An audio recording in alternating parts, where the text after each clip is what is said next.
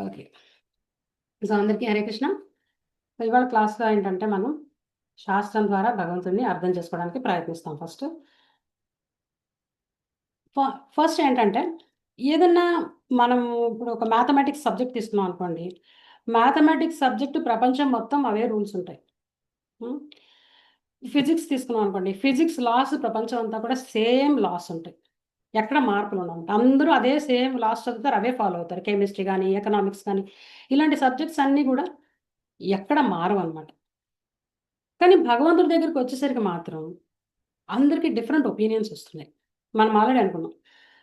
ప్రతి ఒక్క మనిషికి డిఫరెంట్ అభిప్రాయం ఉంటుందన్నమాట. భగవంతుడు అంటే ఏంటి? ఎలా ఉంటాడు? అనే విషయం మీద వాడికొక అభిప్రాయం ఉంటుంది. చాలా కన్‌ఫ్యూజన్ అనమాట ఈ సబ్జెక్ట్ మ్యాటర్‌లో. మనం ఆల్రెడీ లాస్ట్ క్లాస్‌లో చెప్పుకున్నాం. భగవంతుడు మాట దగ్గరికొచ్చేసరికి ఎంత కన్‌ఫ్యూజన్ అంటే అంత కన్‌ఫ్యూజన్. ఇప్పుడు నేను మిమ్మల్ని ఒక క్వెషన్ అడుగుతున్నాను. ఎందుకింత కన్‌ఫ్యూజన్ ఉంది?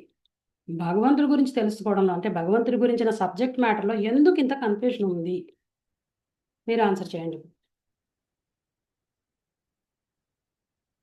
ఎందుకు ఈజీగా లేదు? ఎందుకంత కన్‌ఫ్యూజన్ ఎందుకుంది అసలు?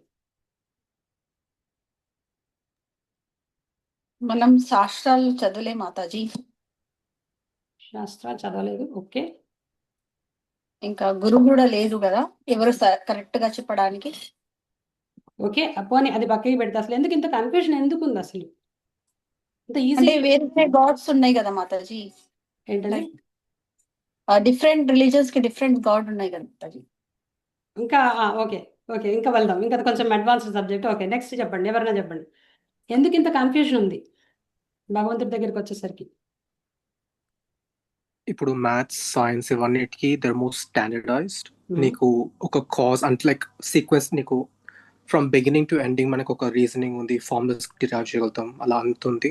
కానీ when it comes to God is not is like it's vague in terms of like ఆ పర్సెప్షన్. యాహ్! అందరికీ ఒకేలాగా అనుకో మనం దేవుడు అంటే. యాహ్! ఎందుకుంది? మా క్వెషన్ అది.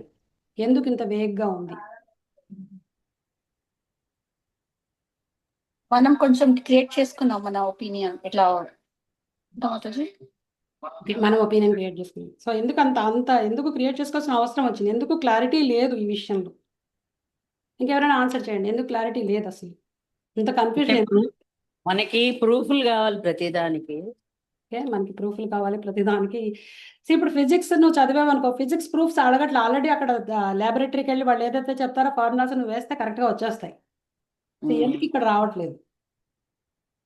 ఇది డిపెండ్స్ ఒక్కొక్క భక్తి తత్వాన్ని బట్టి మనం చేరుకునే మనస్తత్వాన్ని బట్టి ఉంటుంది దేవుడి దగ్గరికి. ఓకే. యాహ్! గుడ్. ఇంకా? ఇంకా చెప్పండి ప్లీజ్. సైన్స్లో చాలా థియరీస్ ఉంటాయి. ఓకే. థియరీస్ నీకు ఒకసారి ప్రూవ్ అయ్యాక ఒక సర్టెన్ లైక్ అది అది లైక్ స్టాండర్డ్ అయిపోతుంది అది ప్రూవ్ అయ్యాక. Yeah! When it comes to God, everyone has theories, and there's no certain like proof yet in any particular domain. Okay. So like నాకు అలా అనిపిస్తుంది, అందుకే నీకు అంత డిఫరెంట్ ఒపీనియన్స్ ఉన్నాయి అనిపిస్తుంది. Okay. There's too many people that have their own visions. Okay. ఇంకా?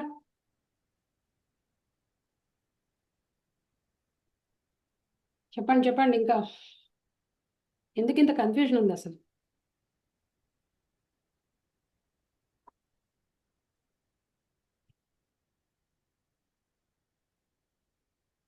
You want to be in the confusion or you want clarity? Clarity కావాలి. కదా! క్లారిటీ కావాలి. క్లారిటీ. సో, ఇప్పుడు నేను ఇంకో క్వెషన్ అడుగుతాను. ఇండియాలో చాలా కష్టమైన ఎంట్రన్స్ ఎగ్జామ్ ఏంటి? చెప్పండి. చాలా కష్టమైన entrance exam. IIT JEE. Yes. IIT joint entrance exam. Okay. దాని క్వెషన్ పేపర్ ఎంత టఫ్‌గా ఉంటుంది? చాలా టఫ్‌గా ఉంటుంది. ఓకే. ఎందుకంటే 2, 3 ఏళ్ల ముందు నుంచే స్టూడెంట్లు ప్రిపరేషన్ స్టార్ట్ చేస్తారు. చాలా టఫ్‌గా ఉంటుంది పేపర్. అందరూ క్వాలిఫై అవ్వడం చాలా కష్టం.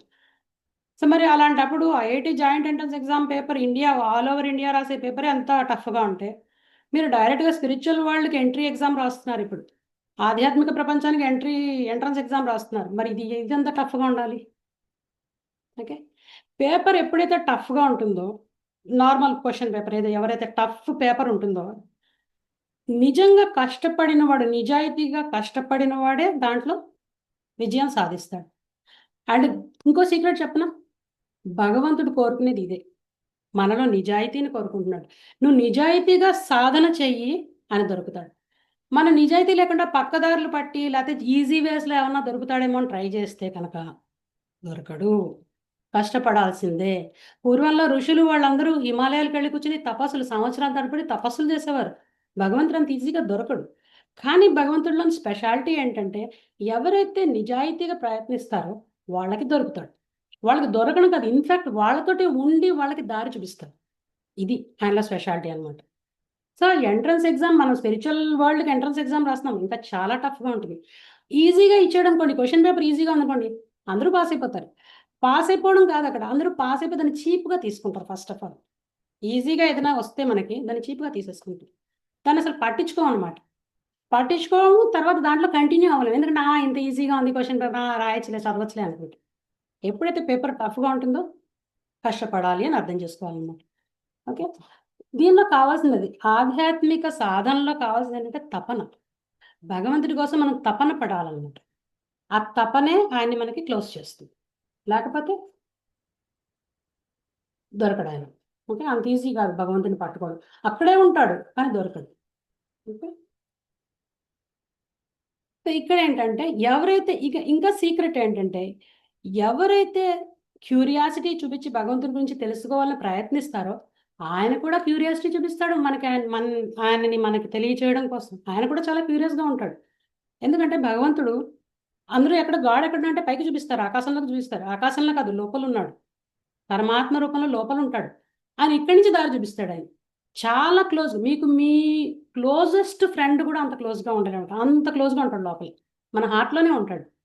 మనం ఎంత బయటకు చూస్తాం, ఆయన లోపల ఉంటాడు. అది ప్రాబ్లం. సో ఏంటంటే తపన పడాలన్నమాట. తపన ఇస్ తపస్సు యాక్చువల్గా చెప్పాలంటే. అండ్ ఇంకా ఈ మార్గంలో ఏంటంటే, భగవంతుని తెలుసుకునే మార్గంలో ఎవరైతే అసూయపరులు ఉంటారో, అంటే ఎన్వియస్ పీపుల్ ఎవరైతే ఉంటారో, అంటే ఎన్వి ఎలా ఉంటుందంటే, భగవంతుని తెలుసుకునే మార్గంలో అసూయ ఎలా ఉంటుందంటే, భగవంతుడికి రూపం లేదు అంటారు కొంతమంది. వాళ్ళు పక్కకి వెళ్ళిపోతారు, ఈ పాత్రలోంచి పక్కకి వెళ్ళిపోతారు. వాళ్ళు they are not sincere, they are not accepting భగవంతుడి యొక్క రూపాన్ని వాళ్ళు యాక్సెప్ట్ చేయట్లేదు. సో వాళ్ళు పక్కకి వెళ్ళిపోతారు, సైడ్ లైన్ అయిపోతారు. ఇంకా కొంతమంది గాడ్ లేడంటారు, వాళ్ళు కూడా సైడ్ లైన్ అవుతారు. ఎవరైతే సిన్సియర్ సీకర్సో వాళ్ళకే దర్శనం ఇస్తాడు ఆయన, ఆయనకైనా పని లేదా? గాడు లేడనే వాడికి ఆయన ఏం కనిపించడు. మన సినిమాల్లో చూపిస్తారు గాడ్ లేడని వెనకాల పడి గాడు కనిపిస్తాడని అంటారు, కానీ కనిపించడు.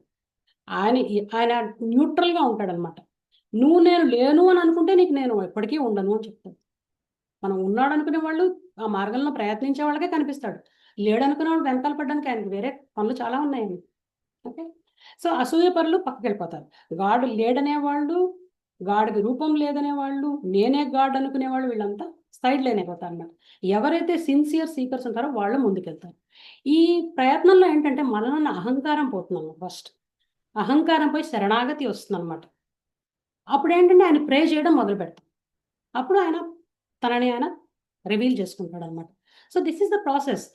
ఇక్కడ గర్వానికి తావులేదు. అహంకారంతో వెళ్తే అప్రోచ్ అయితే దొరకడు. వినయం కావాలి. ఫస్ట్ ఏంటంటే humble, we have to become humble. సిన్సియర్గా హంబుల్గా ఉంటే ఖచ్చితంగా దొరుకుతాడు కాదు, లేకపోతే దొరకదు. ఎందుకంటే భగవద్గీతలో కృష్ణుడు ఇచ్చే క్వాలిటీస్ ఇవే చెప్తాడు. ఎవరైతే నిజాయితీగా ఉంటారో వాళ్ళ అసలు ఎప్పుడైతే నిజాయితీ అనే ఆస్పెక్ట్ మనలో యాడ్ అవుతుందో, నిజాయితీగా ట్రై చేయడం మొదలు పెడతాం, ఆటోమేటిక్గా ఆయన తనని తాను రివీల్ చేసుకోవడానికి ప్రయత్నిస్తూ ఉంటాడు. ఆయన కూడా ఆయన ఖాళీగా ఉంటాడు. ఎందుకంటే ఎవ్రీ పర్సన్ ఇస్ స్పెషల్. కృష్ణుడికి, భగవంతుడికి ఏంటంటే అందరూ స్పెషలే. ఎవరు ట్రై చేస్తే సిన్సియర్గా వాళ్ళకి దగ్గర అవడానికి ఆయన ట్రై చేస్తాడు అనమాట. అది ఓకే, దీనిలో సీక్రెట్ ఇది. ఇప్పుడు అండ్ ఈ మార్గంలో ఇంకా ఏంటంటే చాలా థింగ్స్ మన లైఫ్ టైమ్స్ నుంచి మనం కలెక్ట్ చేసుకుంటూ వచ్చిన ఎన్నో అభిప్రాయాలు ఏవో ఉంటాయి మనకు భగవంతుడి మీద. అవన్నిటిని చాలా అన్లర్న్ చేయాలంట. అంటే మనం ఏదైతే మొండి పట్టుకొని కూర్చుంటామో, ఇలానే ఉండాలి గాడ్ అంటే ఇది, ఇలా లేకపోతే నాకు నచ్చడు, ఇలా అనుకుని ఇలాంటివన్నీ వదిలించుకుని శాస్త్రం ఏం చెప్తుంది అనే దాని మీద సిన్సియర్గా దృష్టి పెట్టాలన్నమాట. అప్పుడు మనకి శాస్త్రంలో ఉన్న మర్మం అంతా బహిర్గతం అవుతుంది, బయటకు వస్తాం. మనకి మన యొక్క ఐడియాలజీస్, ఒపీనియన్స్ ఇవన్నీ పక్కకి పెట్టి యాక్చువల్గా శాస్త్రానికి ప్రే చేయాలన్నమాట. ట్రై చేస్తే డెఫినెట్గా శాస్త్రం రివీల్ చేస్తుంది భగవంతుడు ఎవరనేది మనకి. ఓకే, అంటే we have to be flexible అనమాట.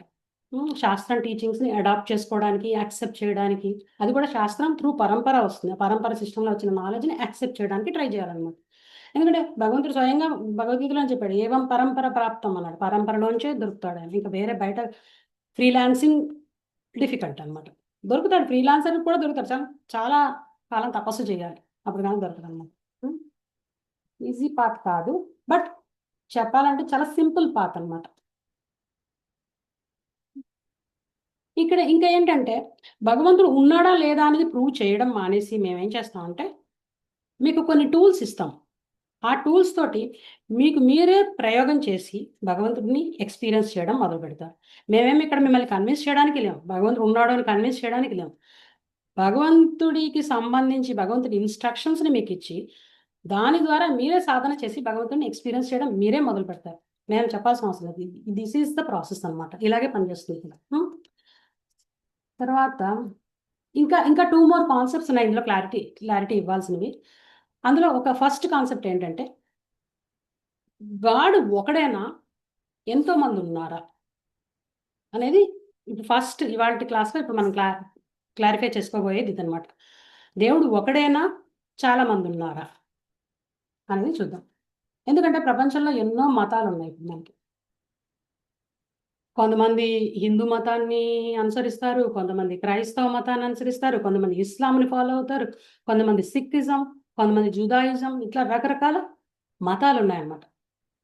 సో ఇన్ని మతాలు ఉన్నాయి కాబట్టి దేవుళ్ళు కూడా ఇంతమంది ఉన్నారా ఒకసారి ఆలోచించండి, ఆన్సర్ చేయండి. ఒకడే గాడా, చాలా మంది ఉన్నారా?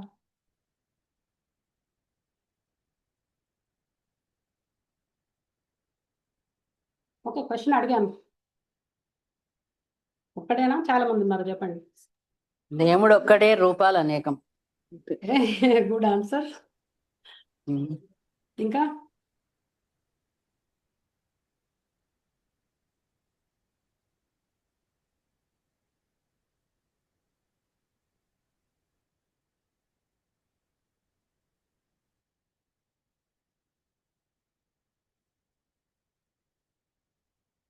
ఎవరైనా ట్రై చేస్తున్నారా?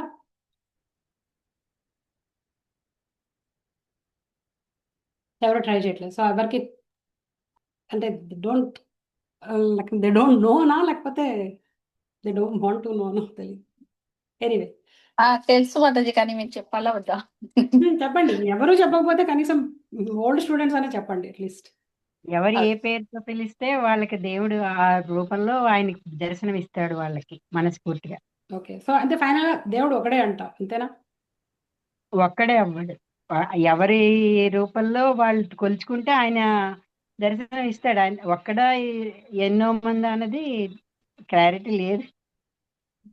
అంటే నా ఉద్దేశంలో వాళ్ళ బిలీఫ్, ఇప్పుడు ఫర్ హిందూ మతంలో మన బిలీఫ్ రాముడు, కృష్ణుడు, వాళ్ళ ముస్లిమ్స్ వాళ్ళ దాంట్లో వాళ్ళ బిలీఫ్ లోనే గాడ్ అనుకుంటున్నారు. ఓకే, ఒక్కడే బట్ వాళ్ళ బిలీఫ్ బట్టి. సో ఇప్పుడు మనం ఒకడే అని డిసైడ్ అయిపోయాం. సో ఇప్పుడు మనకి ఏదైనా లైఫ్లో ఏదైనా ప్రాబ్లం ఏదైనా వస్తే can we go to Jesus or Allah అని వింటాడమన్నమాట? లేకపోతే వాళ్ళకి మనసు లగ్నం ప్రాబ్లం వస్తే వాళ్ళు ఇక్కడికి వచ్చి ప్లే చేస్తే? మనసు లగ్నం చేసి వాళ్ళ దేవుణ్ణి నమ్మినా ఆయన అనుగ్రహిస్తాడనే నమ్మకం. అంటే అలాని ఓకే, అలివేణి 1 సెకండ్. మనసు లగ్నం చేసి వాళ్ళ దేవుణ్ణి నమ్మినా అంటున్నావు, అంటే వాళ్ళకి ఇంకొక దేవుడు ఉన్నాడనా? వాళ్ళకి అంటే వాళ్ళ అభిప్రాయం కదా అది. మనం ఏర్పరచుకున్నాం. యాక్చువల్ గా హిందూస్ దేవుళ్ళు అంటే ఇలా ఉంటారు, ముస్లిం దేవుడు అంటే ఇలా ఉంటారు, జీసస్ క్రిస్టియన్స్ అంటే ఇలా ఉంటారు అనేసి మనందరం అలాగా పెట్టుకున్నాం. కానీ దేవుడు అనేవాడు ఒకడే అవ్వచ్చు. సో ఇంకా క్లారిటీ లేదు. దేవుడు ఒక్కడే. దేవుడు ఎస్ ఎస్, దేవుడు ఒకటే స్వరూపం, పరమాత్మ స్వరూపం ఒకటే. మనం చూసే విధానాన్ని బట్టి దేవుడు రూపం మారుతూ ఉంటుంది అంతే.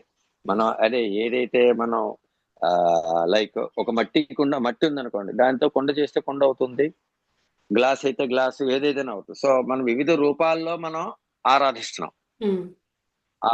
ఆరాధించే రూపం వేరు తప్ప దేవుడు ఎక్కడైనా ఒకటే. సో అయితే ఇప్పుడు మనకి ఏదైనా కష్టం వస్తే మనం వెళ్ళి జీసస్ ని ప్రే చేయొచ్చు, చర్చ్కి వెళ్ళి ప్రే చేయొచ్చు. దేవుడా అంటాం అంటే కానీ మనం పేరేమీ చెప్పం. ఆరాధించే స్వరూపాన్ని మనం ప్రే చేయొచ్చు. సో వాళ్ళు వచ్చి జీసస్ అనే చేయొచ్చా? కాదు, కొన్ని ఏదైనా మన అవ్వచ్చు. స్వరూపాలను వాళ్ళు వచ్చి చేయొచ్చా? దేవుడా నన్ను రక్షించు అంటాం అంతే, అది ఏ పేరు అవనవచ్చు. అదే అది it is on belief that a form లోని ఉన్న దేవుణ్ణి మనం నమ్ముకున్నాం అనే దాని మీద బిలీఫ్. దాంతో మనం ప్రే చేస్తే డెఫినెట్ గా జరగచ్చు. ఓకే, యా యా, ఆల్మోస్ట్ మీరందరూ కరెక్టే చెప్తున్నారు, కానీ ఇంకా ఎక్కడో కొద్దిగా లోపల శంక ఉంది, ఇంకా ఆ శంకని క్లారిఫై చేస్తున్నాను. ఓకే, ఇప్పుడు నేను ఒక ఎగ్జాంపుల్ చెప్తాను. రామప్రభు మీరు అప్పుడే చూపించకండి, ఒక నిమిషం ఆగండి. ఇప్పుడు మీరు ఏ ఊరు నుంచి జాయిన్ అయ్యారు చెప్పండి ఒకసారి. మీరు ఎవరైతే జాయిన్ అయ్యారో ఏ ఊరు నుంచి జాయిన్ అయ్యారు మీరు? వైజాగా? నేను కాకినాడ. ఇంకా మీరు ఇంకెవరెవరు ఎక్కడి నుంచి జాయిన్ అయ్యారు? కాకినాడ, హైదరాబాద్, ఇంకా హైదరాబాద్, వైజాగ్, ఇంకా ఎవరున్నారు ఊళ్ళు? మీ ఊళ్ళలో సన్ రైజ్ అయిందా? సూర్యుడు కనిపిస్తున్నాడా? అందరికీ అయింది. ఇప్పుడు అందరికీ కాకినాడలో సూర్యోదయం అయితే కాకినాడ సూర్యుడా? లేకపోతే హైదరాబాద్ లో సన్ రైజ్ అయితే హైదరాబాద్ సూర్యుడా? అంతా సూర్యుడు ఒకటే కదా. పోనీ రామప్రభు స్లైడ్ చూపించండి. పోనీ ఇప్పుడు చూడండి, వేరే వేరే కంట్రీస్ లో సూర్యుడికి రకరకాల పేర్లు ఉన్నాయి. మేము యాక్చువల్గా ఏంటంటే ఒక వీడియో చూపిద్దాం అనుకున్నాం. సో వీడియో లాస్ట్ లో మనకు కొంచెం ప్రాబ్లం అయిందని చెప్పి వీడియో చూపించకుండా జస్ట్ ఒక స్లైడ్ పెట్టాం. సూర్యుడిని చూడండి, డిఫరెంట్ కంట్రీస్ లో సూర్యుడి పేర్లు చూడండి. ఇంగ్లీష్ లో సూర్యుడిని సన్ అంటారు, స్పానిష్ లో సోల్ అంటారు, ఫ్రెంచ్ లో సోలెల్, జర్మన్ లో సొన్నె, ఇటాలియన్ సోలే, మన హిందీలో సూర్య. అలా డిఫరెంట్ కంట్రీస్ లో ఒకటే సూర్యుడు, కానీ పేర్లు చూడండి రకరకాలుగా. అందరూ అడ్రస్ చేసేది ఒకటే పర్సనాలిటీ, సూర్యుడిని అడ్రస్ చేస్తున్నారు అందరూ, కానీ డిఫరెంట్ పేర్లు. అంటే సూర్యుడు ఒకడే, కానీ వేరే వేరే ప్రాంతాల్లో వాళ్ళు వేరే వేరే పేర్లతో పిలుస్తున్నారు, కానీ అందరూ అడ్రస్ చేసేది ఒకడే. అలాగే ఇంకొక ఎగ్జాంపుల్ చెప్తా. ఇప్పుడు నీళ్లు ఉన్నాయి, అందరూ నీళ్ళు తాగుతారు. నీళ్ళని ఇంగ్లీష్లో ఏమంటారు? వాటర్. వాటర్. తమిళంలో ఏమంటారు? తన్నీర్. కన్నడలో ఏమంటారు? నీరు. కన్నడలో నీరు. ఇంకా బెంగాలీలో ఏమంటారు? కొన్ని రష్యా వాళ్ళు నీరుని ఏమంటారు? చైనా వాళ్ళు నీరుని ఏమంటారు? సబ్స్టెన్స్ ఒకటే. చూడండి, ఇంకో క్లిక్ చేయండి బాబు. సబ్స్టెన్స్ ఒకటే, కానీ డిఫరెంట్ పేర్లతో పిలుస్తున్నారు. సో మనకి కంఫర్ట్ అంటే కాన్ఫిడెంట్గా దాన్ని చెప్పగలగాలన్నమాట. ఎస్, భగవంతుడు ఒకడే, కానీ డిఫరెంట్ పేర్లతో పిలుస్తున్నారు. ఈవెన్ దో మనం వెళ్ళి అల్లాని ప్రే చేస్తున్నా, అల్లా ఎవరు? అల్లా అంటే ఆల్ పవర్ఫుల్. భగవంతుడు ఆల్ పవర్ఫుల్ కాదా? జీసస్ వచ్చాడు, జీసస్ ఏం చెప్పాడు? నేను దేవుని కుమారుణ్ణి అని చెప్పాడు. నేను దేవుణ్ణి అని చెప్పలేదు, నేను దేవుడు కుమారుణ్ణి, my father is in the heaven అని చెప్పాడు. అంటే దైవ కుమారుడు వచ్చాడు, దేవుడికి అదృశ్య దేవుడు ఉన్నాడు అక్కడ, ఆయన నా ఫాదర్ అని చెప్పి చెప్తున్నాడు. ప్రతి మతంలోనూ మీరు సిమిలారిటీస్ చూడండి. ఇప్పుడు మనకేంటంటే మతం పేరుతోటి గొడవలు ఎందుకు అవుతాయంటే, ప్రాబ్లం ఏంటంటే ఐడెంటిఫికేషన్ ప్రాబ్లం అనమాట. అందరూ ఏంటంటే ఆ మతంతో ఐడెంటిఫై చేసుకుంటున్నారు. భగవంతుడికి మతం లేదు. మతం అనేది ఏంటంటే భగవంతుడిని చేరుకోవడానికి ఒక మార్గం. మీరు ఆ రూట్లో వెళ్తున్నారు. ఇప్పుడు క్రిస్టియానిటీ అంటే ఆ రూట్లో వెళ్ళి భగవంతుడిని కలుసుకుంటున్నారు. ఇస్లాం అంటే ఇంకొక రూట్లో వెళ్ళి భగవంతుడిని కలుసుకుంటున్నారు. హిందూయిజం అంటే ఇంకొక రూట్లో వెళ్ళి కలుసుకుంటున్నారు.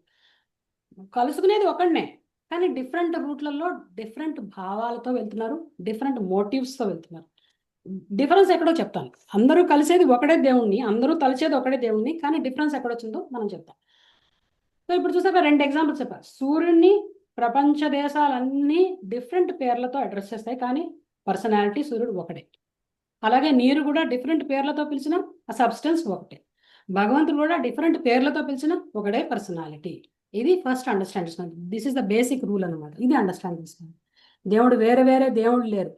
మనం వేరే వేరే దేవుళ్ళ పేర్లతో పిలుచుకుంటాం, కానీ దేవుడు ఒకడే, భగవంతుడు ఒకడే, కానీ డిఫరెన్సెస్ ఎక్కడ వచ్చాయో చెప్తాను. ఓకే, మనం ఎక్కడ కన్ఫ్యూజ్ అవుతాం, ఎస్పెషల్లీ హిందూ మతంలో కన్ఫ్యూజన్ ఎందుకు వచ్చింది అనేది తర్వాత చెప్తా, క్లాసెస్లో వస్తుంది. ఇప్పుడు ఇప్పుడు ఇంకొక క్వశ్చన్ అడుగుతాను. ఓకే, ఇప్పుడు మనకి కంక్లూడ్ చేస్తున్నాం. ఓకే, 2 ఎగ్జాంపుల్స్ ద్వారా కంక్లూడ్ చేస్తాం. గాడ్ అనేవాడు ఒక్కడే అని చెప్పి కంక్లూడ్ చేస్తున్నాం. సో మరి గాడ్ ఒక్కడే అయినప్పుడు ఇంత కన్ఫ్యూజన్ ఇచ్చి ఇన్ని మతాలు ఎందుకు వచ్చాయి ఇప్పుడు చెప్పండి. ఎందుకు ఇన్ని మతాలు వచ్చాయి? ఒక్కడే గాడ్ అని మనం ఇప్పుడు అందరం ఒప్పుకున్నప్పుడు ఎందుకు ఇన్ని మతాలు ఎందుకు వచ్చాయి? ఇన్ని డిఫరెన్స్ ఆఫ్ ఒపీనియన్స్ ఎందుకు వచ్చాయి అసలు? అంటే ఒకటే దేవుడు ఉండాలి కదా, ఇన్ని మతాలు ఎందుకు? ఒకటే మతం ఉంటే సరిపోతుంది కదా అప్పుడు.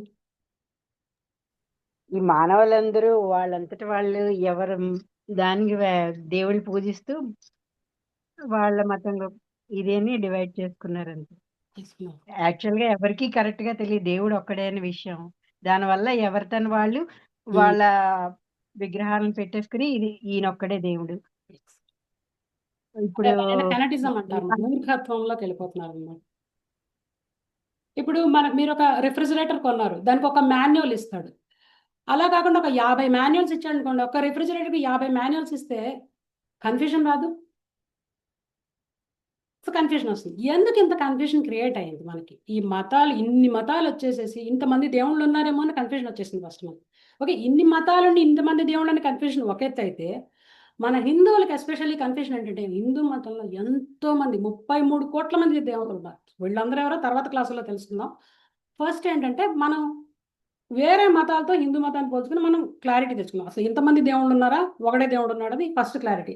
ఇప్పుడు మనం ఏంటి క్లారిఫై చేస్తున్నాం? గాడ్ ఒకడే ఉన్నాడు, బట్ మతాలు వేరున్నాయి. ఎందుకు ఇన్ని మతాలు ఉన్నాయి? ఒకటే మతం ఉండొచ్చు కదా అని చెప్పి క్వశ్చన్ వేసుకున్నాం. దీనికి ఆన్సర్ ఏంటంటే, ఇప్పుడు ఒక సినారియో చెప్తాను. మీరు మ్యాథమెటిక్స్లో రీసెర్చ్ చేశారు, మీకు మ్యాథమెటిక్స్లో డాక్టరేట్ వచ్చేసింది. మీరు ఒక స్టూడెంట్కి చదువు చెప్పాలి, మ్యాథ్స్ చెప్పాలి. మీరు రీసెర్చ్ స్కాలర్, మీకు డాక్టరేట్ వచ్చింది మ్యాథ్స్లో. మీ స్టూడెంట్ 4 ఏళ్ల పిల్లోడు, మీరు ఎంత చెప్తారు వాడికి? చెప్పండి. మీరు రీసెర్చ్ చేసి మీ డాక్టరేట్ వచ్చి మీ థీసిస్ అంతా ఎక్స్ప్లెయిన్ చేస్తారా వాడికి? చెప్పండి. 4 ఏళ్ల పిల్లాడికి ఎంత చెప్తారు? 4th క్లాస్కి సరిపడా బ్రెయిన్ ఉన్న దానంత మట్టుకే చెప్తారు. వాడి ఎబిలిటీ టు డైజెస్ట్, వాడు ఎంత అర్థం చేసుకోగలుగుతాడో అంతే ఇస్తాడు. అలాగని చెప్పి వదిలేడు. వాడికి 1+1 2 అని చెప్పి వదిలేసాడు. వీడు రీసెర్చ్ స్కాలర్, వీడి దగ్గర నాలెడ్జ్ ఉంది, కానీ వాడి అవతల స్టూడెంట్ ఎంత అర్థం చేసుకోగలుగుతాడో వాడికి అంతే ఇస్తాడనమాట. ఇచ్చి వాడిని నెక్స్ట్ లెవెల్కి లిఫ్ట్ చేస్తాడు. గ్రాడ్యువల్గా నెక్స్ట్ లెవెల్కి తీసుకెళ్తాడు. 1+1 2 తర్వాత అక్కడి నుంచి నెమ్మదిగా మల్టిప్లికేషన్స్ అవన్నీ చెప్పుకుంటూ నెక్స్ట్ లెవెల్కి తీసుకెళ్తాడు. దానివల్ల ఏం జరుగుతుందంటే రిజెక్షన్ ఉండదు అనమాట. అంటే వాడికి బోర్ కొట్టి, అరే లేకపోతే నువ్వు వేస్ట్ రా, నీకు చదువు రాదు, నీకు మ్యాథ్స్ రాదు, నువ్వు వేస్ట్, నీకు థీసిస్ అర్థం కాకపోతే నువ్వు వేస్ట్ అని చెప్పి 4 ఏళ్ళ కుర్రాడిని అనడు. వాడు ఎంత అర్థం చేసుకుంటో అంత చెప్పడం తెలియజేస్తాడు. సో దానివల్ల ఏమవుతుందంటే వాడు ఈ మొత్తం లెక్కల మీద ఇంట్రెస్ట్ పోయేలా చేయకుండా స్లోగా ఇంట్రెస్ట్ కలిగిస్తాడు అనమాట. సో ఈ రీజన్స్ తోటి అంటే ఎంతవరకు మరి మతం కూడా ఇలానే ఇవాల్వ్ అయిందనమాట. భగవంతుడి యొక్క అవతారం యొక్క లక్ష్యం ఏంటంటే, ఏ అవతారం తీసుకుని ధర్మ సంస్థాపన. ఏ యుగంలో వచ్చినా ధర్మ సంస్థాపన కోసం వస్తాడు. ధర్మ సంస్థాపనార్థాయ సంభవామి యుగే యుగే అని చెప్పాడు. ప్రతి యుగంలోనూ ఆయన అవతరిస్తాడు. ధర్మం అడుగంటిపోయి అధర్మం పెరిగిపోయినప్పుడు భగవంతుడు తాను స్వయంగా వస్తాడు, లేదా తన యొక్క ప్రతినిధులను పంపిస్తాడు. ప్రతిసారి ఆయన స్వయంగా రావాల్సిన అవసరం లేదు, ఎందుకంటే ధర్మం సంస్థాపన చేయడానికి ప్రతిసారి ఆయన రాడు. ఆయన యుగానికి ఒకసారి వస్తాడు. మిగతా సార్లు ఏం చేస్తాడు అంటే తన ప్రతినిధుల్ని పంపిస్తాడు అన్నమాట, తన యొక్క అసోసియేట్స్ని పంపిస్తాడు. ఆ అసోసియేట్స్ని పంపించినప్పుడు వాళ్ళు కేవలం ఇండియాకే రావాల్సిన అవసరం లేదు. ఆయన వచ్చినప్పుడు కేవలం ఇండియాలోనే రావాల్సిన అవసరం లేదు. ప్రపంచ నలుమూలలో ఎక్కడైతే ధర్మం అడుగంటిపోతుందో అక్కడికి వెళ్తారనమాట. ఆయన కానీ ఆయన ప్రతినిధులు కానీ అక్కడికి వెళ్తారు. వెళ్ళి అక్కడ దేశ కాలమాన పరిస్థితులకు తగినట్టు వాళ్ళు అక్కడున్న ప్రజానీకం ఎంతవరకు ఈ యొక్క ధర్మం యొక్క సూక్ష్మాల్ని అర్థం చేసుకోగలుగుతారో అంతే చెప్తారన్నమాట. సో వాళ్ళు అంటే according to time, place and circumstance and వాళ్ళ దేర్ ఎబిలిటీ టు డైజెస్ట్, వాళ్ళు ఎంతవరకు అర్థం చేసుకోగలుగుతారన్న దాని మీద బేస్ చేసుకుని ఆ నాలెడ్జ్ ఏదైతే ఉంటుందో దాని నుంచి కొంత ఇస్తారనమాట. అక్కడి నుంచి, ఎందుకంటే ఆయన ఎవరిని రిజెక్ట్ చేయడు. గాడ్ ఈజ్ ఆల్ మర్సిఫుల్ అని ఎవరిని రిజెక్ట్ చేయడు. వాళ్ళు ఎంత అర్థం చేసుకోగలుగుతారు అంత ఇచ్చి అక్కడి నుంచి పైకి లిఫ్ట్ చేయడానికి ట్రై చేస్తాడు అనమాట. ఇక్కడ క్వశ్చన్ ఏంటంటే మనకి, మనం ఎక్కడ ఉండాలనుకుంటున్నాం? ఎప్పుడు ఒకటో క్లాస్లోనే ఉందాం అనుకుంటున్నామా, లేకపోతే అడ్వాన్స్ అవ్వాలనుకుంటున్నామా? ఇది క్వశ్చన్ అన్నమాట. నాకు ఇంతే చాలు, యా గాడ్ ఉన్నాడు, ఆయన అక్కడ ఉన్నాడు, నేను ఇక్కడ ఉన్నాను, నేను హ్యాపీ, ఆయన హ్యాపీ, సర్వ సుఖినా భవంతు అనుకుని ఇక్కడే ఉందాం, ఎప్పుడు క్లాస్ 1లోనే ఉందాం అనుకుంటున్నామా, లేకపోతే మనం కూడా పైకి వెళ్దాం అనుకుంటున్నాం, ఇంకా క్లాసులు ప్రోగ్రెస్ అవుదాం అనుకుంటున్నాం అన్నది క్వశ్చన్ అనమాట. ఎందుకంటే మన మన యద్భావం తద్భవతి. మనం ఎంతవరకు దాంట్లో ఇంట్రెస్ట్ చూపించి ఎంతవరకు ముందుకు వెళ్ళాలనుకుంటున్నాం అనే దాని మీద మనకి అది రివీల్ అవుతుంటుంది అంతే. ఎందుకంటే మీకు ఇంట్రెస్ట్ లేదనుకోండి, ప్రోగ్రెస్ అవ్వాలి, భగవంతుడి గురించి తెలుసుకోవాలి, ఏమైనా సరే తెలుసుకోవాల్సిందే, ఈ లైఫ్ టైంలో నేను ఆయన కలుసుకోవాల్సిందే అని డిసైడ్ చేసుకుంటే మీకు రివీల్ చేస్తాడు. లేదు నేను ఐఎమ్ హ్యాపీ, నేను ప్రస్తుతం నా కంఫర్ట్ జోన్లో నేను బాగానే ఉన్నాను, తర్వాత చూడొచ్చు, రెలిజియన్ అనేది హాయిగా మనకి ముసలితనం వచ్చిన తర్వాత అప్పుడు చూసుకుందాం, అప్పుడు సీరియస్గా తీసుకుందాం స్పిరిచువాలిటీని అని అనుకుంటే కనుక ఆయన కూడా ఇలా పడుకోబెట్టేస్తాడు దాన్ని. సో సిన్సియారిటీ, సీరియస్నెస్ కూడా ఇంపార్టెంట్. మనం సీరియస్గా లేకపోతే ఆయన కూడా సీరియస్గా ఉండడు. వాట్ ఎవర్ యూ వాంట్, ఆయన మన యద్భావం తగ్గవుతుంది, నీకు ఎంతకాలం అంతే ఇస్తాడు, అందుకని ఇవ్వడు అనమాట. ఎందుకంటే ఆయన మన లోపలే ఉన్నాడు, మన హృదయంలో ఉన్నాడు. మన హృదయంలో మనకన్నా ముందు మన యొక్క ఆలోచన పసిగట్టగలుగుతాడు. మీరు ఏమనుకుంటున్నారు, మీకు అసలు గాడ్ అంటే ఆయన ఎంత ఫాస్ట్గా ఆయన కలుసుకోవాలనుకుంటున్నారు, ఆయన గురించి తెలుసుకోవాలనుకుంటున్నారు అనేది మీకన్నా బాగా ఆయనకే తెలుసు. అందుకని దానికి తగినట్టే మీకు ఇస్తాడు. సో ఇక్కడ దాకా వచ్చారు అంటే దాన్ని బట్టి అర్థమయ్యేది ఏంటంటే మీరందరూ చాలా సీరియస్, సిన్సియర్ అని చెప్పి అర్థమవుతుంది. అందరికీ నాలెడ్జ్ రివీల్ చేపిస్తున్నాడు అనమాట. త్రూ మీ ఇట్స్ ఇక్కడ నా గొప్పతనం ఏం లేదు, ఇక్కడ నేను కూడా ఇలా నేర్చుకుని వచ్చిందని నా గొప్పతనం లేదు. We are just like transparent via medium. అంటే మేము చాలా పారదర్శకంగా ఏదైతే వింటామో దాన్ని పాస్ ఆన్ చేసేస్తాం. Just like postman letter తీసుకుంటాడు, డెలివరీ చేస్తాడు, అంతే. అదే పరిస్థితి అన్నమాట. ఒకసారి థింక్ చేయండి, ఇక్కడ ఈ జ్ఞానం, ఈ గురు శిష్య పరంపర నుంచి వచ్చే జ్ఞానం సామాన్యమైన జ్ఞానం కాదు. మీకు ఈ జ్ఞానం మీ దాకా వచ్చింది అంటే your all God selected persons. ఇది గుర్తుపెట్టుకోండి. ఆయన మిమ్మల్ని సెలెక్ట్ చేశాడు, మీకు ఈ జ్ఞానం ఇచ్చి తీసుకురావాలి, ఆయన రివీల్ చేసుకోవాలని డిసైడ్ చేశాడు కాబట్టి ఇక్కడ దాకా తీసుకొచ్చాడు. లేకపోతే ఇది ఎంతమందికి ఇంత జ్ఞానం వస్తుంది ఒకసారి ఆలోచించండి. ఎంతమందికి క్లారిటీ వస్తుంది, ఎంతమంది ప్రపంచంలో ప్రజలు ఉన్నారు, మీకు ఒక్కళ్ళకి ఈ సూక్ష్మాలు అర్థమయ్యే ఛాన్స్ ఎందుకు ఇచ్చాడో ఒకసారి థింక్ చేయండి. You are all selected people. Okay, ఇప్పుడు మనం ఈ మతాల్లో ఉండే ఒక సిమిలారిటీస్ని చూద్దాం. ఎందుకంటే మనకి మతం పేరుతోటి గొడవలు, మారణ హోమాలు జరిగేది మతం పేరుతోనే జరుగుతున్నాయి, ఇక దేని మిగతా వేటల్లో జరగట్లేదు. ఇక్కడే ఎక్కువ కన్ఫ్యూషన్ ఉంది. ఈ కన్ఫ్యూజన్ కనుక మనం క్లియర్ చేసుకుంటే సర్వమానవ సమానత్వం అనేది ఆటోమేటిక్గా వచ్చేస్తుంది. ప్రపంచం మారాలి అని చూడకూడదు. ఫస్ట్ ముందు మనం మారితే అవతల మనం మారి మన ఆ కళ్ళతో చూస్తే కనుక మనకు అందరూ మంచిగానే కనిపిస్తారు. So this is the stand point. ఇక్కడి నుంచి అర్థం చేసుకోండి. ప్రతి మతంలోనూ మీరు చివరికి ఆటవికుల్ని తీసుకున్నా సరే, ఈవెన్ కొండజాతి వాళ్ళని తీసుకున్నా సరే, ప్రతి ఒక్కళ్ళలోనూ గాడ్ కాన్షియస్నెస్ ఉంటుంది. ఏదో విధంగా గాడ్ అనే ఒక హైయర్ పవర్ని నమ్ముతారు వాళ్ళు. ఓకే, రాంప్రభు స్లైడ్స్ ఉంటే చూపించండి. ఏ మతంలో అయినా సరే కామనాలిటీస్ చూడండి ఫస్ట్. మేము ఇందులో కొన్ని స్లైడ్స్ పెట్టాం, కామనాలిటీస్ అనమాట. ప్రతి మతంలోనూ కొన్ని కామన్ ఆస్పెక్ట్స్ ఉంటాయి, వాటిని బట్టి మనం అర్థం చేసుకోవడానికి ట్రై చేయాలన్నమాట. అన్ని మతాలు ఒకవైపుకే తీసుకెళ్తున్నాయి, కాకపోతే ఒక్కొక్కళ్ళు ఒక లెవెల్లో ఉన్నారనమాట. ఇప్పుడు చూడండి, ఫర్ ఎగ్జాంపుల్ ఇక్కడ మేము క్రిస్టియానిటీ గురించి పెట్టడానికి ట్రై చేసాం.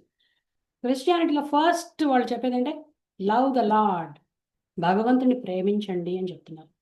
గాడ్ని ప్రేమించండి with all your heart, all your soul, all your mind and all your strength. Okay, ఇది ఫస్ట్ ఆస్పెక్ట్. భగవంతుని ప్రేమించడం అనేది ఫస్ట్ ఆస్పెక్ట్ అనమాట. మతంలో ఏ మతంలో అయినా సరే టీచింగ్ ఇదే ఉంటుంది. ఆ తర్వాత ఆ పర్టికులర్ పర్సన్ చేతిలో ఒక మాల ఉంది చూసారా, జపమాల, వాళ్ళు కూడా భగవంతుడి నామాన్ని జపిస్తారు. నామ జపం అనేది ప్రతి మతంలోనూ ఒక ఆస్పెక్ట్. ఓకే, ఒక హయ్యర్ పవర్ అంటే ఒక గాడ్ ఆస్పెక్ట్, తర్వాత ఆ గాడ్ని ప్రేమించడం, తర్వాత ఆయన నామాన్ని జపించడం. నెక్స్ట్ స్లైడ్ చూపించండి బాబు. Even if you see Islam also same thing. వాళ్ళు కూడా నామజపం చేస్తారు. అల్లా యొక్క 99 నామాలు జపిస్తారు వాళ్ళు కూడా. వాళ్ళకి ఒక మత గ్రంథం ఉంది, ఖురాన్ ఉంది. తర్వాత దాంట్లో వాళ్ళు కూడా చెప్పేది ఇదే, love. If you love Allah then you follow me, prophet Muhammad చెప్పాడు వాళ్ళకి. ఓకే, వాళ్ళకు కూడా గాడ్ని లవ్ చేయడం అనేది, అల్లాని లవ్ చేయడం అనేది ఏంటంటే జస్ట్ ఒక మాట, ఒక ఇమోషన్లా కాదనమాట. యాక్చువల్ యాక్టివ్ ప్రిన్సిపల్ అనమాట. అంటే ఫాలో చేయాలి, గురువుని ఫాలో చేయాలి, గురువు డైరెక్షన్లో జీవితాన్ని గడపాలన్నమాట. వాళ్ళకు కూడా ఇలాంటి ప్రిన్సిపల్స్ ఉన్నాయి. ఎందుకు కొట్టుకుంటున్నారు అనేది తర్వాత విషయం. మీరు కామనాలిటీస్ ఫస్ట్ చూడండి. ఏదైనా ముందు ఎవరినన్నా మనం అర్థం చేసుకోవాలంటే ఫస్ట్ కామనాలిటీస్ చూడాలి, డిఫరెన్సెస్ తర్వాత చూడాలి. ఫస్ట్ కామనాలిటీ చూడాలన్నమాట. వాళ్ళు చేసేది మనం చేసేది ఒకటేలా ఉంది. నెక్స్ట్ ఇంకొక స్లైడ్ చూపించండి. భగవంతుడు ఏం చెప్పాడు భగవద్గీతలో? If one offers me with love and devotion a leaf, a flower, a fruit or water, I will accept it. ఈ శ్లోకం ఎవరైనా చెప్పగలరా? నేను ఇక్కడ శ్లోకం పెట్టలేదు పర్పస్ఫుల్గా. ఈ శ్లోకం ఎవరైనా చెప్తారా? భగవద్గీత మీద కొంచెం హోల్డ్ ఉన్న వాళ్ళు.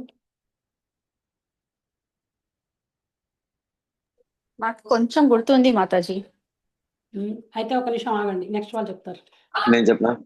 చెప్పు. పత్రం పుష్పం ఫలం తోయం యోమే భక్త్యా ప్రయచ్చసి యా. తదహం ప్రస్తుతం ముఖం తదహం పశ్యామి భక్తి ఉపహృతం, భక్త తదహం భక్తి ఉపహృతం అస్నామి ప్రియతాత్మనః. ప్రీతాత్మనః. ఎవరు భక్తితో నాకు పత్రమైనను పుష్పమైనను ఫలమైన ఉదకమైనను ఫలాపేక్ష రహితంగా ఇస్తారో అట్టివాని నేను స్వీకరిస్తానని అన్నాడు. సో ఫలాపేక్ష రహితంగా అంటే ఏంటంటే ప్రేమగా ఇవ్వాలి, అంటే వితౌట్ ఎక్స్పెక్టింగ్ ఎనీథింగ్ ఇవ్వాలి అని చెప్తున్నాడు.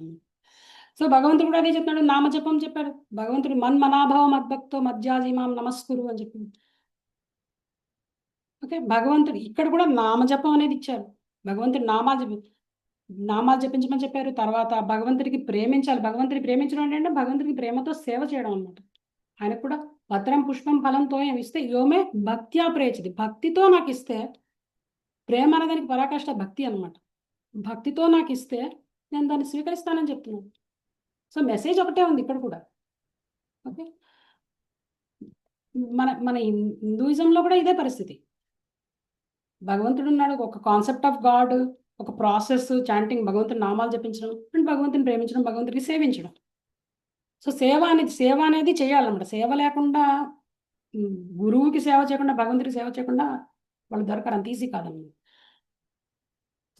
ఏ మతాన్ని తీసుకున్నా ఆల్మోస్ట్ ఇలానే ఉంటుంది, సిమిలారిటీస్ అనమాట. నెక్స్ట్ స్లైడ్స్ చూపించాను. ఇంకా వేరే వేరే మతాలు కూడా పెట్టడానికి ట్రై చేశాను. బట్ ఏంటంటే ఇక్కడ చూడండి, నేను ఒక చార్ట్ లాగా ప్రిపేర్ చేసి వేశాను. ప్రతి దాంట్లోనూ చూడండి, హిందూయిజంలో జప, భగవంతుని నామాలు జపించడం, పర్పస్ ఏంటి. తర్వాత ఇస్లాంలో కూడా 99 నామాలు, అల్లా యొక్క నామాలు జపిస్తారు. క్రిస్టియానిటీలో కూడా వాళ్ళకు కూడా రోజరీ ఉంది, వాళ్ళు కూడా చాంట్ చేస్తారు. తర్వాత బుద్ధిజంలో కూడా మంత్రాలు అంటే వాళ్ళు మైండ్ కంట్రోల్కి, ఫోకస్కి, దానికి మంత్రాలు వాడతారు. సిక్కిజంలో కూడా ఉంది, వాళ్ళు సిక్కిజంలో కూడా ప్రేయర్స్ అవి చేస్తారు. సో ప్రేయర్ అనేది కామన్ ఆస్పెక్ట్. ఏ రిలీజియన్ తీసుకున్నా ప్రేయర్ అనేది కామన్ ఆస్పెక్ట్. ఓకే, తర్వాత జుదాయిజం దాన్ని కూడా పెట్టాం. సో నెక్స్ట్ స్లైడ్ చూపించండి బాబు. సో ఇక్కడ ఏంటంటే చూడండి, కీ టెనెట్స్ ఆఫ్ క్రిస్టియానిటీ పెట్టాను. వీళ్ళు కూడా చెప్పేది ఒకడే గాడ్ అని చెప్తున్నారు. ప్రతి మతంలో గాడ్ ఒక్కడే అని చెప్తారు వాళ్ళు. కాకపోతే వాళ్ళు ఏంటంటే దాన్ని రాంగ్ ఇంటర్ప్రిటేషన్ చేసుకుని వాళ్ళ గాడు ఒకడే గాడు, ఇంక మిగతా గాడులు వేరే గాడులు అని వచ్చేసింది అపోహ. ఒకడే గాడ్ అని చెప్తారు. నెక్స్ట్ చూపించండి బాబు. ఇస్లాం దీంట్లో కూడా చెప్పారు, there is only one God, అల్లాయే. Yes, accept. అల్లా అంటే ఆల్ పవర్ఫుల్, భగవంతుడు సర్వశక్తి సంపన్నుడు అంటున్నారు. కరెక్ట్, అది భగవంతుడు సర్వశక్తి సంపన్నుడే కదా. నెక్స్ట్ చూపించండి ప్రభు. సిక్కిజంలో కూడా అదే మాట చెప్తున్నారు, దెర్ ఇస్ వన్ గాడ్. వాళ్ళు హరి అంటారు, హరి ఒకడే గాడ్. నెక్స్ట్ జొరాస్ట్రియన్ మతంలో కూడా ఇదే పరిస్థితి, వాళ్ళు కూడా ఇదే చెప్తున్నారు, one true God, his name is Ahura Mazda. వాళ్ళ పేరు అలా పెట్టారు, అహుర మజ్దా అంటున్నాడు. ఆయనే మొత్తం జగత్ అంతటినీ ఆయనే సృష్టించాడని చెప్తున్నారు. అండ్ ఇక్కడ వీళ్ళు లాస్ట్లో ఇంకొక ఆస్పెక్ట్ పెట్టారు చూడండి, భగవంతుడికి 6 అట్రిబ్యూట్స్ ఉంటాయి, అంటే 6 క్వాలిటీస్ ఉంటాయని చెప్తున్నారు. ఈ 6 క్వాలిటీస్ మనం తర్వాత క్లాసులో చెప్పుకుందాం. భగవంతుడికి షడ్గుణైశ్వర్య సంపన్నుడు అంటారు. షడ్గుణం అంటే 6 గుణాలు ఉన్నాయన్నమాట, యునీక్ క్వాలిటీస్ అనమాట. షడ్గుణైశ్వర్య సంపన్నుడు అని చెప్పి వాళ్ళు చెప్తున్నారు, జొరాస్ట్రియన్ వాళ్ళు చెప్తున్నారు. మన వాళ్ళు ఏం చెప్తారో చూద్దాం. అండ్ ఇవాళ మీకు ఇంకొక మాట చెప్తాను, ఇదేమనుకోకండి. సీట్ బెల్ట్ పెట్టుకున్నారు కదా. మనం చాలా మంది అనుకుంటాం గర్వ్ సే కహో హమ్ హిందూ హే అని చెప్తారు కదా. మీరు ఒక్కసారి గూగుల్ కొట్టి చూడండి, హిందూ అనే మాట మతానికి సంబంధించింది కాదు. హిందూ అనే మాట సింధు నదిని బట్టి హింద్ అనే మాట వచ్చింది. అది జియోగ్రాఫికల్ టర్మ్. హింద్ అనేది geographical term, it's not a religious term. Okay, మనది యాక్చువల్గా సనాతన ధర్మం, ఇట్స్ నాట్ హిందూ ధర్మం, సనాతన ధర్మం. ఓకే, నెక్స్ట్ చూద్దాం. ఇప్పుడు ఇక్కడ ఏంటంటే మెసేజ్ ఏం చెప్తున్నారంటే, ప్రతి మతం చెప్పే మెసేజ్ ఏంటంటే, నీకు భగవంతుణ్ణి తెలుసుకోవాలి అంటే అసలు ఫస్ట్ మానవ జన్మ యొక్క ముఖ్య ఉద్దేశం ఏంటంటే భగవంతుని తెలుసుకోవాలి. గాడ్ రియలైజేషన్ మన యొక్క అల్టిమేట్ గోల్ ఇదనమాట. పుట్టిన పర్పస్ ఏంటంటే భగవంతుని తెలుసుకోవడం కోసం. ఎందుకు పుట్టామనే తర్వాత చెప్తాను. భగవంతుని తెలుసుకోవడం కోసం వచ్చాము. భగవంతుని తెలుసుకోవాలంటే గురువు దగ్గరికి వెళ్ళాలి. గురువు ద్వారా మాత్రమే భగవంతుడు తెలుస్తాడు. గురువు దగ్గరికి వెళ్ళి గురువుకి వినయంతో గురువుని ప్రశ్నించి సేవించి తెలుసుకోవాలి. ఆ గురువు భగవంతుని తెలుసుకున్న గురువు అయి ఉండాలి. ఎవరు పడితే వాళ్ళు గురువు కాదు. భగవంతుడిని ఎవరైతే తెలుసుకుంటారో వాళ్ళు గురువు అవుతారు. సో అలాంటి గురువు దగ్గరికి వెళ్ళి వినయంతో సేవించి ప్రశ్నించి తద్విద్ది ప్రణిపాతేన పరిప్రశ్నేన సేవయ ఉపదేక్షంతిద జ్ఞానం జ్ఞానిన తత్వదర్శన అని చెప్పాడు. సో ఎవరైతే గురువుని సరిచేరి గురువుకి సేవ చేసి విచారించి వినయంతో ప్రశ్నించి నేర్చుకుంటే ఆయన యాక్చువల్గా శరణాగతి, భగవంతుడికి శరణాగతి ఎలా చేయాలో ఆయన వివరిస్తారు. బట్ ప్రాబ్లం ఏంటంటే పీపుల్కి టైం లేదు, కంఫర్ట్ జోన్ నుంచి బయటకు రాలేకపోతున్నాం. జస్ట్ స్పిరిచువాలిటీ అనేది ఎలా అయిపోయిందంటే లైఫ్లో మొత్తం హోల్ ప్లేట్ ఫుడ్ పెట్టుకుని పైన కొంచెం కొత్తిమీర చల్లినట్టు స్పిరిచువాలిటీ అంటే. ఎస్, నేను కూడా భక్తి చేస్తుంది, కొంచెం కొత్తిమీర పైన వేసుకున్నట్టు. హోల్ ప్లేట్ అంతా ఏంటంటే ఎంజాయ్మెంట్, పైన భక్తి కొంచెం, పైన టాపింగ్ అనమాట. కానీ అలా ఉండకూడదు, యాక్చువల్గా రివర్స్లో ఉండాలన్నమాట. హోల్ ప్లేట్ అంతా భక్తి ఉండాలి, పైన టాపింగ్ ఎంజాయ్మెంట్ ఉండాలన్నమాట. అది పర్ఫెక్ట్ రెసిపీ. సో ఇప్పుడు మనం ఏం అర్థం చేసుకోవాలంటే భగవంతుడు మతం అనేది ఏంటంటే భగవంతుని గురించి తెలుసుకోవడానికి ఒక దారి. భగవంతుడికి మతం లేదు, మనం మతాలు క్రియేట్ చేసుకున్నాం. అన్నీ ఆయనవే పాయింట్అవుట్ చేస్తున్నాయి, కానీ ఒక్కొక్కళ్ళు ఒక్కొక్క ఆస్పెక్ట్ దగ్గర ఆగిపోయారు.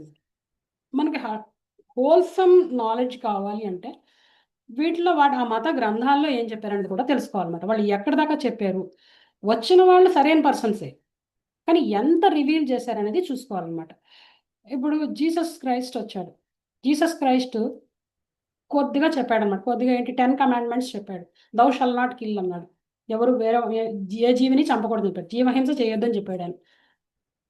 చెప్పి కొంచెం భగవంతుని ప్రేమించండి ఇవన్నీ చెప్పేసరికి ఏంటంటే వాళ్ళకి నచ్చలేదు. వాళ్ళు రోమన్స్ ఏం చేశారు, జీసస్ని సిలువ వేసేసారు. కొద్దిగా భగవంతుడి గురించి కొద్దిగా చెప్పి శరణాగతి ప్రాసెస్ని కొద్దిగా రివీల్ చేసినందుకు ఆయన సిలువ వేసేసి చంపేశారు. జీసస్ లాస్ట్లో అన్న మాటలు ఏమన్నాడంటే, మై డియర్ రోమన్స్, నేను మీకు చాలా చెప్దామని వచ్చాను కానీ మీరు దానికి రెడీగా లేరు అని చెప్పాడు. నేను చాలా చెప్దామని వచ్చాను మీకు, కానీ మీరు రెడీగా లేరు అని చెప్పాడు. వాళ్ళందరూ అంటే ఫిషర్ మ్యాన్స్ అనమాట, రెడీగా లేరు. ఎందుకంటే భగవంతుడి గురించి శరణాగతి గురించి అర్థం చేసుకునే శక్తి లేదు వాళ్ళకి. ఆ కాస్త చెప్పినందుకు ఆయన సెలవేసేసారు. తర్వాత ప్రాఫెట్ మహమ్మద్ వచ్చాడు. ప్రాఫెట్ మహమ్మద్ వచ్చినప్పుడు ఆ కంట్రీస్లో పరిస్థితి ఏంటంటే వాళ్ళు యాక్చువల్గా చెప్పాలంటే చాలామంది కాముకులు ఉండేవారు అనమాట. వాళ్ళంతా ఏంటంటే చివరికి తల్లిని చెల్లిని కూడా వదిలిపెట్టేవారు కాదనమాట. సెక్స్ గురించి తల్లిని చెల్లిని కూడా వేధించే టైప్ పర్సనాలిటీస్ అన్నమాట వాళ్ళు. సో వాళ్ళకి ఏం చెప్పారు, మీరు ఎంతమందినైనా పెళ్లి చేసుకోండి, మీరు ఎన్ని పెళ్ళిళ్ళు కావాలంటే అన్ని పెళ్ళిళ్ళు చేసుకోండి, కానీ మీ తల్లిని సోదరిని వదిలిపెట్టండి అని చెప్పాడు. అదేమన్నా హైయెస్ట్ టీచింగా? ఒకసారి ఆలోచించండి, ఎవరికైనా మన మామూలు కామన్ సెన్స్ ఉన్న పర్సన్కి ఈ మాట ఎవరైనా చెప్తారా? కానీ అలా చెప్పారు, ఒక మత గ్రంథంలో అలాంటి మాట రాశారు అంటే దాని అర్థం ఏంటంటే వాళ్ళు అలాంటి పనులు చేస్తున్నారని అర్థం. అదేమన్నా హైయెస్ట్ ఇన్స్ట్రక్షన్ కాదు. కానీ వాళ్ళు అక్కడి నుంచి ఒక లెవెల్ పైకి వెళ్ళాలంటే ఓకే ఇది చేయకండి, మీ తల్లిని చెల్లిని వదిలిపెట్టండి, మీకు ఎన్ని పెళ్ళిళ్ళు కావాలంటే అన్ని పెళ్ళిళ్ళు చేసుకోవాలని చెప్తే అది హైయెస్ట్ ఇన్స్ట్రక్షన్ కాదు కదా. సో అంటే వాళ్ళ లెవెల్ అక్కడే ఆగింది. అక్కడి నుంచి వాళ్ళు పైకి అండర్స్టాండ్ చేసుకోలేకపోయారు. సో అక్కడితో ఆపేశారు. ఆపేసి భగవంతుని మీరు ప్రే చేయండి, ఆయన నామాలు చెప్పించండి అని చెప్పి క్లోజ్ చేసేసారు. మీరు దాని కాంట్రాస్ట్గా భగవద్గీతలో చూస్తే కృష్ణుడు 7వ అధ్యాయంలో ఏం చెప్తాడు తెలుసా, మీరు ఈ అర్జున నువ్వు ఇప్పటిదాకా ఏదైతే విన్నావో ఇది విన్న తర్వాత నీకు ఇంకా వేరే తెలుసుకోవాల్సిన నీకు ఏది లేదని చెప్తాడు. కంప్లీట్ నాలెడ్జ్ ఇచ్చాడు అనమాట. మీరు కావాలంటే చదవండి, మన భగవద్గీత యొక్క గొప్పతనాన్ని మనమే అర్థం చేసుకోవాలి. ఓకే. అండ్ కృష్ణుడు ఇంకా డిక్లేర్ చేస్తాడు, వేదాహం సమతీతాని వర్తమానాని చ అర్జున భవిష్యాని చ భూతాని మాం తు వేదన కశ్చన అని చెప్పాడు. నేనే సుప్రీం పర్సనాలిటీని, నేనే భగవంతుణ్ణి అని చెప్పి డిక్లేర్ చేశాడు కృష్ణుడు వచ్చి. జీసస్ వచ్చి నేను సన్ ఆఫ్ గాడ్ అని చెప్పాడు. ప్రాఫెట్ మహమ్మద్ వచ్చి అల్లా మాలిక్ అన్నాడు. ఆయన అల్లా ఒకడే దేవుడు అని చెప్పాడు. ఎవరు ఆ అల్లా అనేది మనం తెలుసుకుంటున్నాం అక్కడ. కృష్ణుడు డిక్లేర్ చేశాడు భగవద్గీతలో. అందుకనే కృష్ణ గీత అవ్వలేదు, అది భగవద్గీత అయింది. భగవంతుడు డిక్లేర్ చేశాడు, ఐఎమ్ భగవాన్ అని చెప్పాడు. నేనే భగవంతుడిని అని చెప్పి, నాకు భూత భవిష్యత్ వర్తమాన కాలాలన్నీ తెలుసు, అందరి గురించి తెలుసు అని చెప్పి డిక్లేర్ చేశాడు. ఎవరన్నా డిక్లేర్ చేశారా ఏ గ్రంథంలోనే ఇప్పటిదాకా? ఒకసారి ఆలోచించండి. So this is our speciality. మనకి మన అదృష్టంగా భావించాలి. భగవద్గీత లాంటి ఇది మనకి దొరికినందుకు మన అదృష్టం అది. సో దాన్ని మనం చదివి మన జీవితంలో అన్వయించుకోవాలన్నమాట. అన్వయించుకున్న తర్వాత మరి వేరే వాళ్ళకి చెప్పగలగాలి. సో ఇలాంటి స్థితికి రావాలి. అందుకనే స్పిరిచువాలిటీని చిన్నప్పటి నుంచి అలవాటు చేసుకుంటే పెద్ద అయ్యేసరికి అది వంట పడుతుంది. ముసలితనం వచ్చిన తర్వాత స్పిరిచువాలిటీ కాదు. And at least better late than never. At least అప్పుడైనా టేకప్ చేసినా బెటర్ అవుతాం. ఇది పాయింట్, ఇది అర్థం చేసుకోవాలి. ఇప్పుడు ఏంటి కంక్లూజన్ ఏంటంటే, డిఫరెంట్ రిలీజియస్ పాత్స్ ఉన్నా కూడా ఒకటే గాడ్ని పాయింట్అవుట్ చేస్తున్నాయండి. కానీ వాళ్ళు ఒక్కొక్క ఆస్పెక్ట్లో గాడ్ని కనెక్ట్ అవుతున్నారు.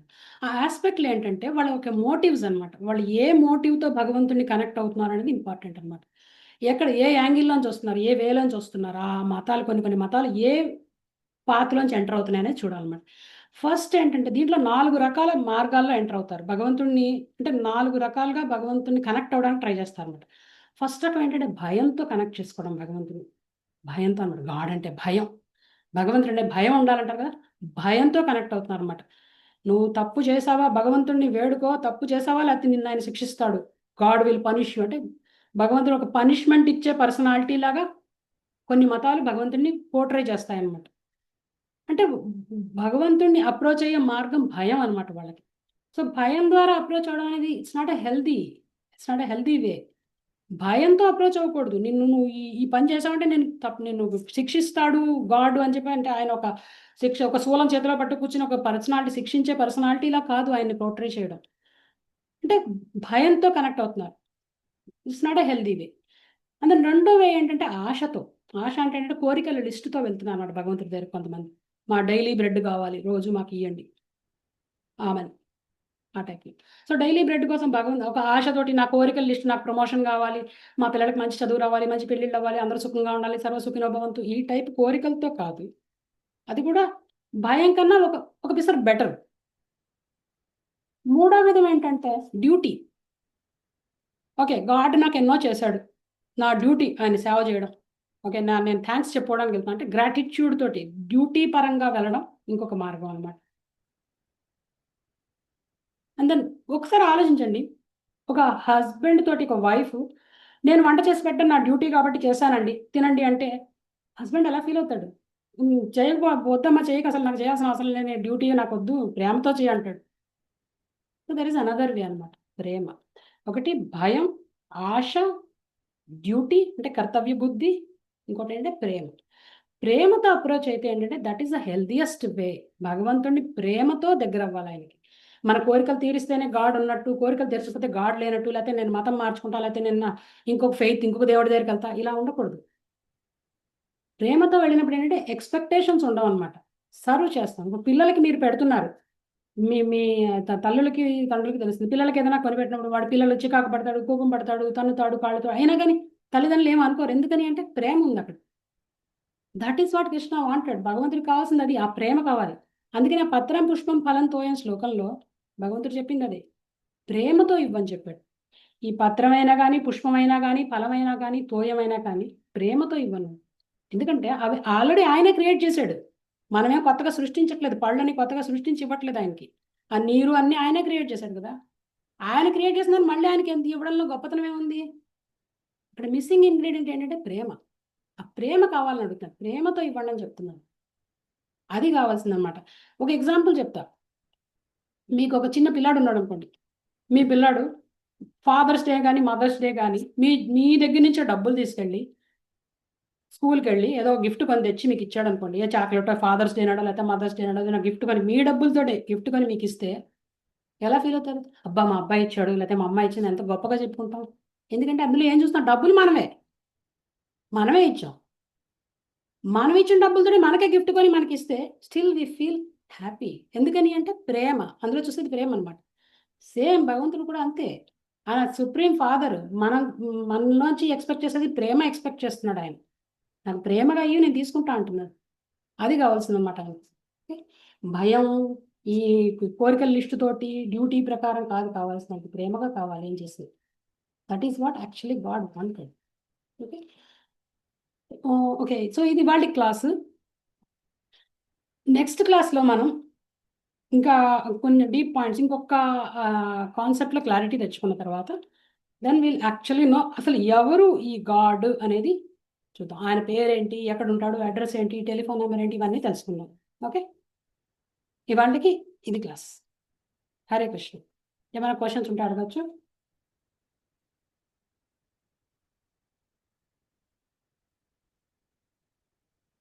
సో నెక్స్ట్ వీక్ క్లాస్ నుంచి నేను ఏమనుకుంటున్నానంటే మీకు అందరికీ చాంటింగ్ ఇంట్రడ్యూస్ చేయాలని అనుకుంటున్నాను. ఎందుకంటే యాక్చువల్గా మన దాంట్లో చెప్పిన దాంట్లో అంటే నామ జపం అనేది చాలా కీలకమైన ఆస్పెక్ట్ అనమాట. భగవంతుని తెలుసుకోవడంలో నామ జపం ఇస్ క్రూషియల్. ఏ మతంలో అయినా సరే నామ జపం అనేది కాన్సెప్ట్ ఉంది, మన దాంట్లో కూడా ఉంది. So why not accept it. మీకు ఒక మాత్ర, ఒక పెనడాల్ అంటే పారాసెటమాల్ ట్యాబ్లెట్ వేసుకుంటే ట్యాబ్లెట్లో ఉన్న కంపోజిషన్ అంతా అర్థం చేసుకుని వేసుకుంటే తలనొప్పి తగ్గుతుందా? ఏం అర్థం కాకపోయినా వేసుకుంటే తలనొప్పి తగ్గుతుందా అనేది ఆలోచించుకోండి. అట్లాగే ఈవెన్ దో మీకు నామం గురించి, మీకు నామజపం గురించి మీకు ఏమాత్రం నమ్మకం ఉన్నా లేకపోయినా ట్రై చేస్తే మాత్రం బెనిఫిట్స్ ఉంటాయి, ఇమ్మెన్స్ బెనిఫిట్స్ ఉంటాయి. దాన్ని గురు శిష్య పరంపరలో వచ్చిన మంత్రాన్ని మీకు అందరికీ ఇద్దామని అనుకుంటున్నాను నెక్స్ట్ వీక్, మీకు ఎవరికి అభ్యంతరం లేకపోతే. ఎందుకంటే దిస్ ఇస్ ద పర్పస్. ఈ క్లాసుల యొక్క పర్పస్ ఏంటంటే మీకు భగవంతుడి యొక్క నామ జపం గురించి ఇంట్రడ్యూస్ చేయాలి, మీకు మీ అందరూ భగవంతుని ఎక్స్పీరియన్స్ చేయాలి అని చెప్పి ఉద్దేశంతో చేస్తున్నాం ఇది. సో ఇంట్రెస్ట్ ఉన్న వాళ్ళు మీ దగ్గర ఏమైనా మాల చాంటింగ్ బీడ్స్ 108 బీడ్స్ ఉన్న మాల ఏమన్నా ఉంటే తెచ్చుకుంటే నేను గైడ్ చేస్తాను. ఫస్ట్ ఎట్లా చేయాలి, ఎలా స్టార్ట్ చేయాలి, ఎలా చేయాలి, మంత్రం ఏంటి అనేది చెప్తాను. ట్రై చేసి చూడండి. Try it before you by it. Okay, try చేయండి, మీకే తెలుస్తుంది. ఎందుకంటే నేను ఎంత చెప్పినా నామజపం గురించి అన్లెస్ అంటే మీరు చేస్తేనే మీరు ఎక్స్పీరియన్స్ చేస్తారు కాబట్టి. ఓకే, ట్రై చేయండి. నెక్స్ట్ వీక్ చెప్తాను. ఈ వీక్ అనుకున్నాం కానీ ఈ వీక్ కొంచెం సమయాభావం వల్ల చెప్పలేకపోయాను. ఓకే, అందరికీ Hare Krishna. Will see you all next week. Hare Krishna. Hare Krishna. Hare Krishna మాతాజీ. హరే కృష్ణ. హరే కృష్ణ మాతాజీ.